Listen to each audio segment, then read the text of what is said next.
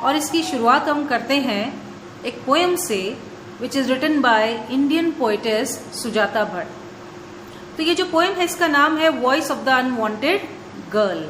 Unwanted का मतलब अनचाही लड़की। तो ये आवाज है उस बच्ची की जो जन्म नहीं ले सकी, दुनिया में अपना जीवन जो है शुरू नहीं कर सकी। इसे लिखने वाली जो पोएटेस हैं उनका नाम है Sujata Bhatt, an Indian poet and native speaker of Gujarati. तो गुजरात अहमदाबाद से हैं ये, और बाद में इन्होंने ये अमेरिका चली गई, वहीं पे रहती हैं। Born on 6 May 1956 and lives in she is from Ahmedabad. University of Iowa से इनका एजुकेशन हुआ है और इन्हें कॉलमंडले अवार्ड मिला है, और इनके ऊपर एक मूवी बनी है बैजर। तो Sujata Bhatt is one of the finest living poets in India. In this poem, she has voiced her concern about gender bias. तो उसने अपना कंसर्न यानी चिंता जाहिर करी है जेंडर बायस को लेकर। जेंडर यानी कि जब किसी के बच्चा होने वाला होता है तो सभी ये उम्मीद करते हैं कि लड़का हो जाए, तो लड़की क्यों ना हो जाए। इनफैक्ट की जो फीमेल्स है वो भी यही क्या चाहती हैं कि वो किसे जन्म दे, लड़के को जन्म दे, जो कि एक तरह का दबाव होता है, एक सामाजिक दबाव होता है। In our society, girls are treated as inferior to boys. तो समाज में लड़कियों को लड़कों की तुलना में inferior माना जाता है, कमतर माना जाता है।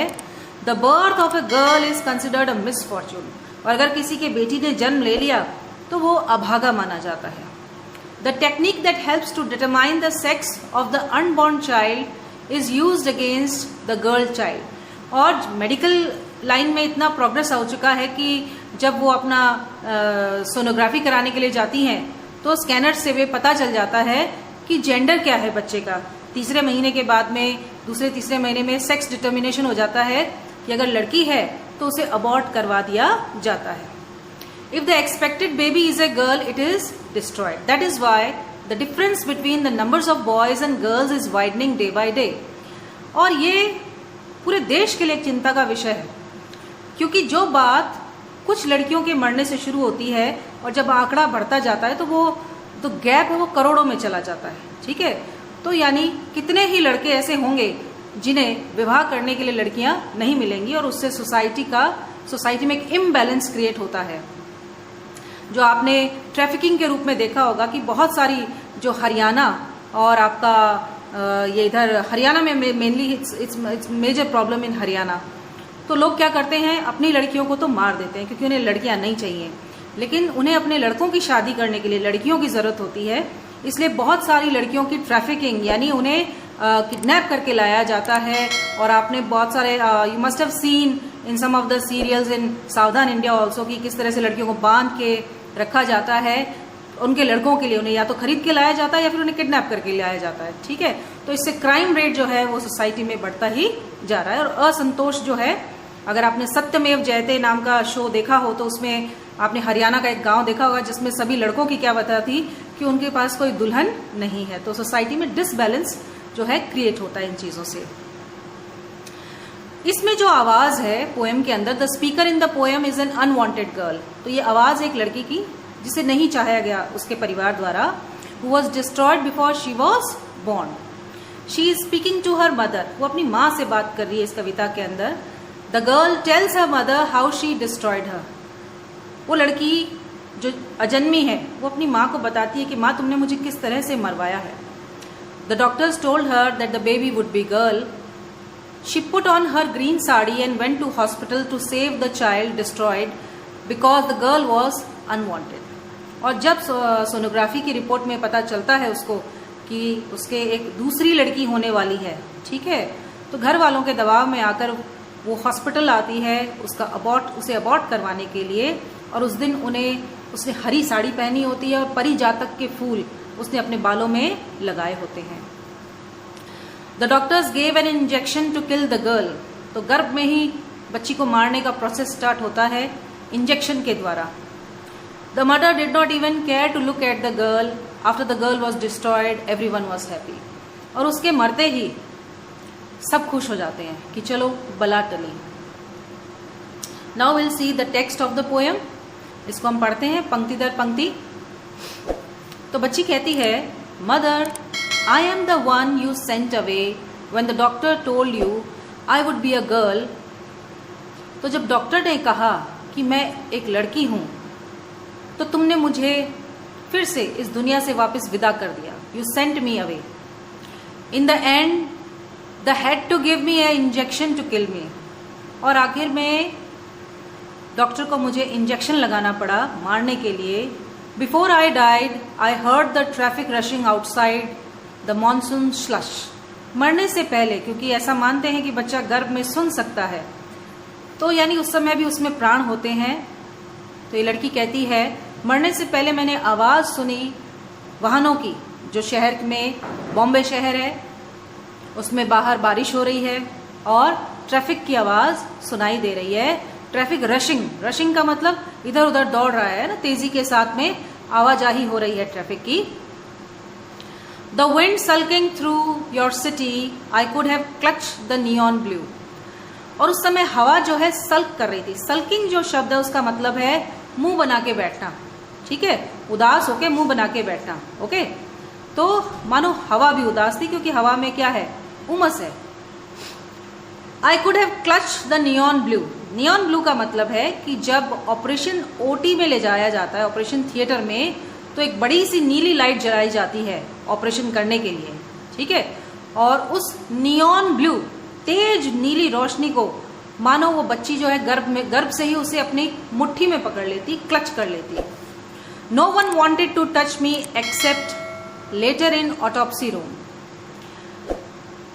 ऑपरेशन करने के लिए इसकी मदर को एक कमरे में ले जाया जाता है जिसे हॉस्पिटल में कहते हैं ऑटोप्सी रूम, जहां पे अबॉर्शन किया जाएगा।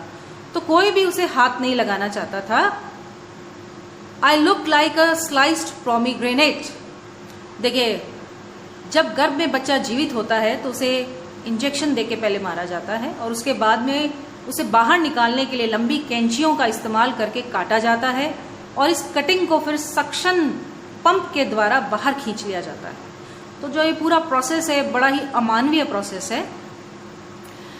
तो वो कहती है कि मैं किस तरह से दिख रही थी। वो तुलना करती है खुद के शरीर की, वो टुकड़े टुकड़े हुए शरीर की तुलना करती है ये लड़की कटे हुए अनार के दानों से। Sliced pomegranate, the fruit you never touched. ये वो फल था माँ जो तुम्हें कभी पसंद नहीं था।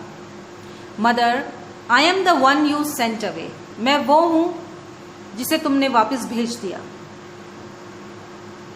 When doctors told you I would be a girl, your second girl। कब भेजा? जब तुम्हें पता चला कि दूसरी जो बच्चा है वो भी क्या है, एक लड़की है। Afterwards, as soon as you could put on your grass green sari, afterwards everyone smiled। और जब ये सब हो गया तो तुमने अपनी वापस से हरी साड़ी पहन ली और जिसका रंग था हरी घास सा। तो बच्ची मतलब कि उस समय इतनी उसमें प्राण है कि वो ये भी सेंस कर सकती है कि the mother is wearing A green sari. और फिर सबके चेहरों पे मुस्कुराहट आ गई कि चलो बला टली। But now I ask you to look at me mother, look for me because I won't come to you in your dreams.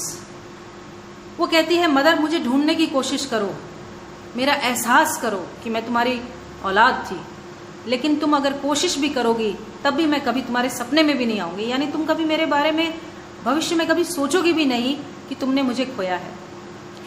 Because I won't be a flower, I won't turn in to a butterfly and I am not a part of any one song. क्योंकि अगर मेरी मौत प्राकृतिक होती तो मैं दोबारा जन्म लेती, और अगर मैं दोबारा जन्म लेती तो मैं क्या बनती? या मैं कोई फूल बन सकती थी, या कोई तितली बन सकती थी, या अगर किसी कारणवश मेरी मौत होती तो लोग मुझे याद करते अपने गीतों में। Look for me mother because this is not God's will. वो कहती है, ढूंढो मुझे माँ, क्योंकि ये ईश्वर ने मुझे जन्म लेकर जीवन जीने के लिए भेजा था और तुमने ईश्वर की इच्छा, गॉड्स विल के विरुद्ध जाकर ये काम किया है। Mother because I smell of formaldehyde and still I wish you would look for me mother. और वो कहती है कि मदर, जो मेरा कटा फटा शरीर है उसमें फॉर्मडाइल की स्मेल आ रही है। फॉर्मडाइल यानी एक ऐसा जो है सोल्यूशन है, केमिकल सोल्यूशन है जिसका इस्तेमाल होता है during the operation. Okay, and the girl wishes कि मदर कभी तो ये याद करना कि तुम्हारे गर्भ में एक बच्ची थी। तो इसके साथ ये पोएम यहीं खत्म होती है। Thank you for listening.